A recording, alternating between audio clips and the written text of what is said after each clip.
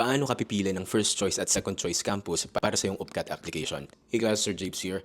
Kung sisimplihan lang natin, ang first choice mo dapat ay kung saang campus mo talaga gustong mag-aral. Second choice, yung sabihin na natin pwede na. But I want you to know na merong mga considerations para mas maging strategic kayo. Sa context ng UP grading system, merong tinatawag na UPG or University Predicted Grade. Pag-usapan natin yan sa susunod na video. So ang grading system sa UP ay 1, 1.25, 1.5, 1 hanggang 3, pasado pa yan. Mas mababang numero, mas mataas na grade. So ibig sabihin, perfect grade yung 1. Pagdating sa UPCAT, merong UPG cutoff per campus. Historically, mas competitive ang cutoff pagdating sa UP Manila. UP Diliman, aabot sa 2.1 ang cutoff. UPLB nasa 2.3 and so on and so forth. I don't think merong formal announcement si UP kung ano yung magiging cutoff for the year kasi technically possible itong magbago.